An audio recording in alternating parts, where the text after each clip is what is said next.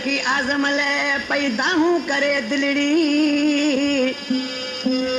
ओ घारिया कीअं घड़ी आज़म सवाल शेर चवेला